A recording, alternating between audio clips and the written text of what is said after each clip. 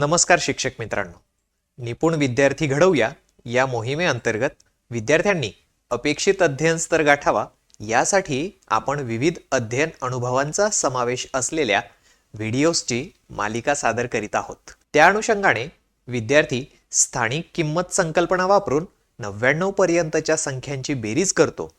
जी बेरीज हातच्याची असेल व तिचे उत्तर 99 पर्यंत असेल, या स्तरावर असणाऱ्या विद्यार्थ्यांना आपल्याला पुढील स्तरावर म्हणजे 0 ते 99 पर्यंतच्या संख्यांचा वापर दैनंदिन परिस्थितीमध्ये करून बेरजेची शाब्दिक उदाहरणे सोडवतो, ज्याचे उत्तर 99 पर्यंत आहे, या अध्ययन स्तरापर्यंत न्यायचे आहे। आज आपण 0 ते 99 पर्यंतच्या संख्यांचा वापर दैनंदिन परिस्थितीमध्ये करून बेरजेची शाब्दिक उदाहरणे यांचा सराव खेळ आधारित पद्धतीने कसा करता येईल हे बघणार आहोत। आपल्या खेळाचे नाव आहे गणित खजिना शोध। मुलांना खजिना शोधायला खूप आवडतं।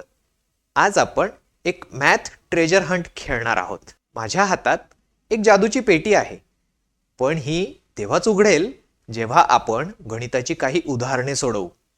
आपले आजचे सर्व खजिने 99 या संख्येच्या आत लपलेले आहेत। चला तर मग सुरू करूया आपला शोध। या खेळासाठी आपण आपल्या वर्गात 2 गट करणार आहोत। दोन्ही गटात स्पर्धा होईल। ज्या गटाच्या सर्व चिठ्ठ्या संपवून शेवटची अभिनंदनाची चिठ्ठी मिळेल तो गट विजयी। दोन्ही गटांसाठी आपण 10-10 चिठ्ठ्या बनवणार आहोत। प्रत्येक गटात आपल्या स्तराला अनुरूप चिठ्ठी असणार आहे। प्रत्येक चिठ्ठीत एक शाब्दिक उदाहरण असेल। त्याचे अचूक उत्तर त्या गटाने आणून शिक्षकास सांगितले तर शिक्षक त्या गटाला पुढचे उदाहरण म्हणजेच पुढची चिठ्ठी देतील। आपण एक नमुना उदाहरण पाहूया। अभयकडे 43 रंगखडू आहेत व संध्याकडे 27 रंगखडू आहेत, तर दोघांचे मिळून किती रंगखडू आहेत? अशी उदाहरणे प्रत्येक चिठ्ठीत असतील। या ठिकाणी एक बाब आपण ठरवून करूयात, ती म्हणजे प्रत्येक चिठ्ठीत वेगवेगळ्या प्रकारचे उदाहरण देऊया, तसेच उदाहरणांची काठिण्य पातळी वाढती ठेवूया। आता या खेळात आपण थोडी गंमत आणूया। सलग 3 चिठ्ठ्या अचूक सोडवून झाल्या की त्या गटाला एक छोटी कृती करण्यास सांगावी।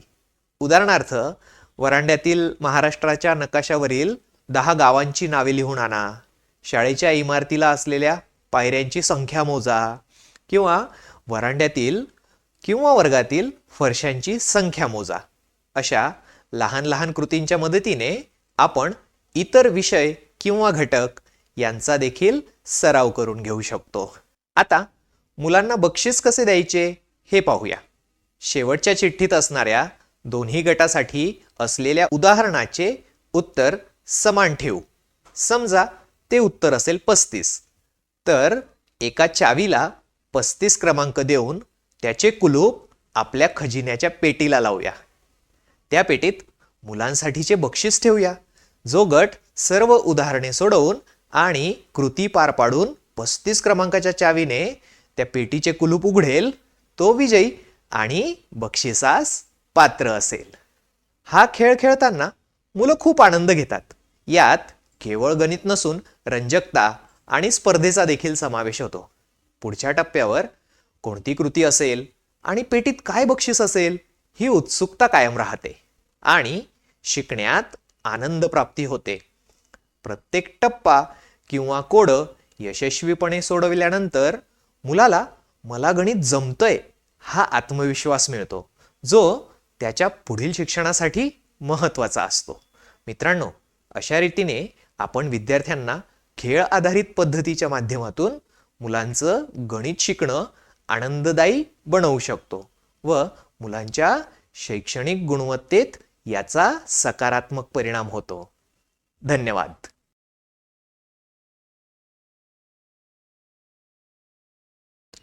नमस्कार शिक्षक मित्रांनो, निपुण विद्यार्थी घडवूया या मोहिमेअंतर्गत विद्यार्थ्यांनी अपेक्षित अध्ययन स्तर गाठावा यासाठी आपण विविध अध्ययन अनुभवांची निर्मिती करत असतो। त्या अनुषंगाने आज आपण 0 ते 99 पर्यंतच्या संख्यांचा वापर दैनंदिन परिस्थितीमध्ये करून बेरजेची शाब्दिक उदाहरणे अमूर्त पद्धतीने सोप्या आणि मजेशीर रीतीने कशी शिकवायची हे बघणार आहोत. असं दिसतं की मुले आकडेमोड अगदी सहज करतात, पण तेच गणित जेव्हा एखाद्या गोष्टीतून समोर येते तेव्हा मात्र ते गोंधळून जातात.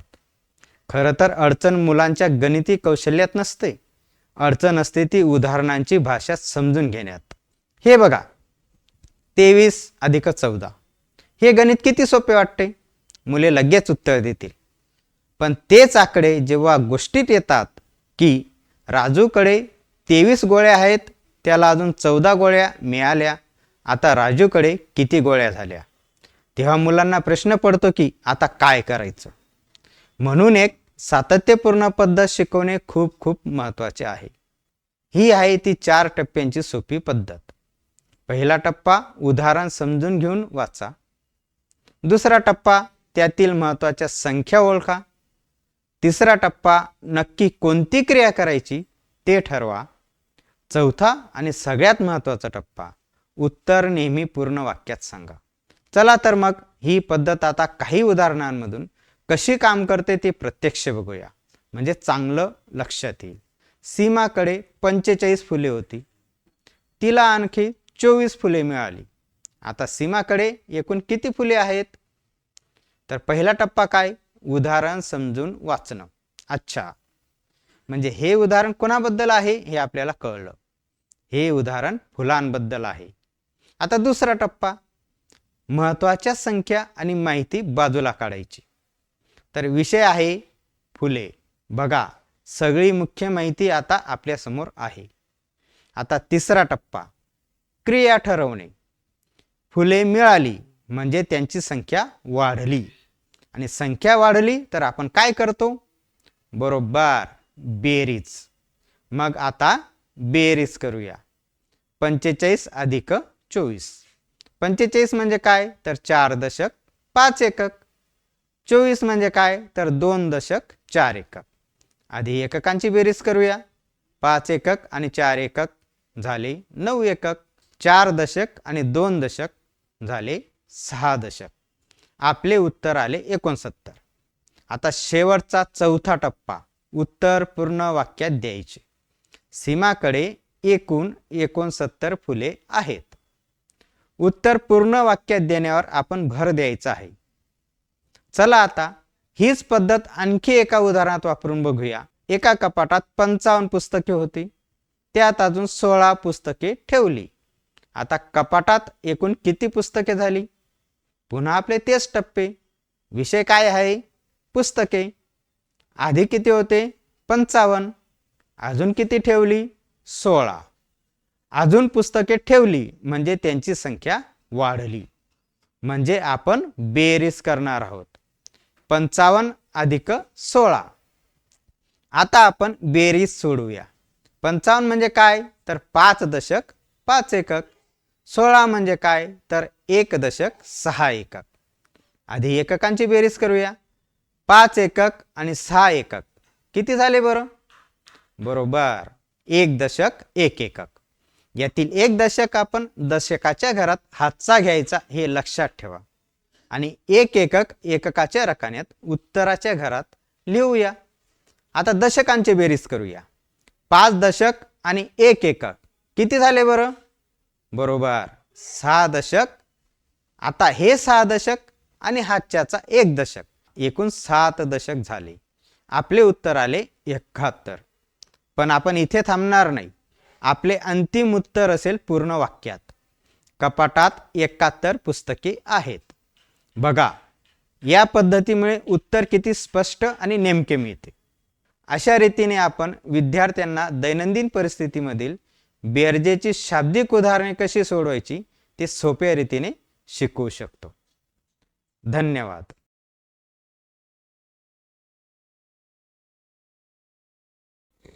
सर्व शिक्षक बंधू आणि भगिनींना माझा नमस्कार.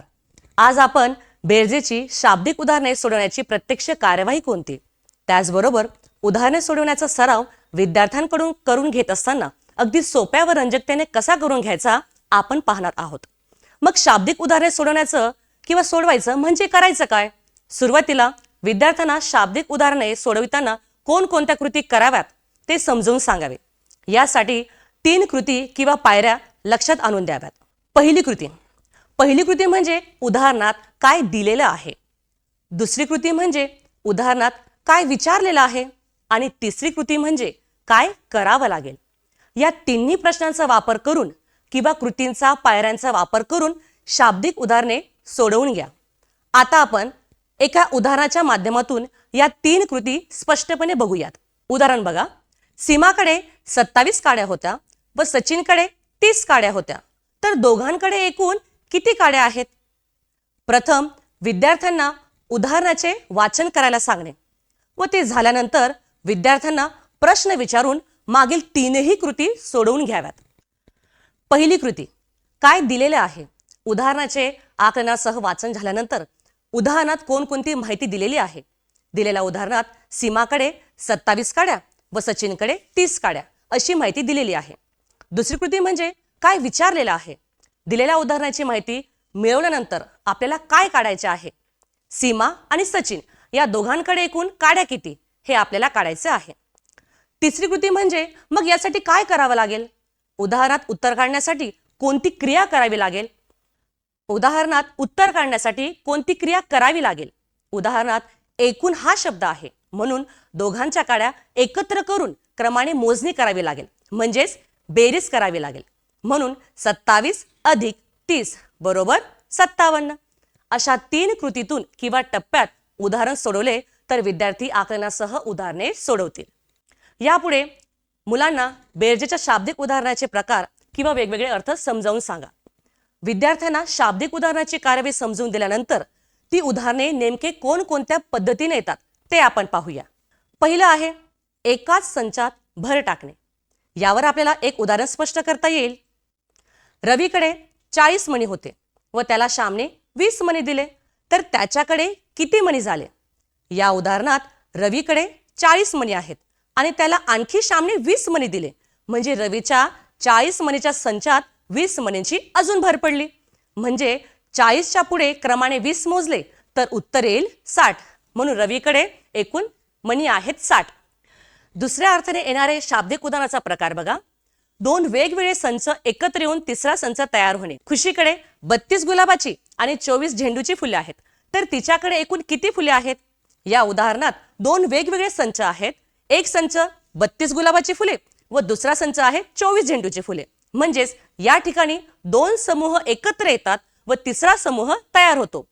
32 अधिक 24 बरोबर 56. एकूण फुले आहेत 56. यापुढे आता आपण विद्यार्थ्यांकडून उदाहरणे सोडून घेत असताना कोणकोणत्या सोप्या पद्धतीने व खेळीमेळीच्या वातावरणातून कोणकोणत्या शैक्षणिक कृती करता येतील ते आपण पाहूयात. पहिली शैक्षणिक कृती आहे दिलेल्या संख्यावरून शाब्दिक उदाहरणे तयार करा. टेबलावर संख्यांची कार्ड्स मांडून ठेवावीत आणि एका मुलाला कार्ड उचलायला लावणे. समजा एका मुलाने कार्ड उचलले त्यावर 75 ही संख्या आहे. मग इतर विद्यार्थ्यांनी उत्तर 75 येईल अशी उदाहरणे तयार करावेत.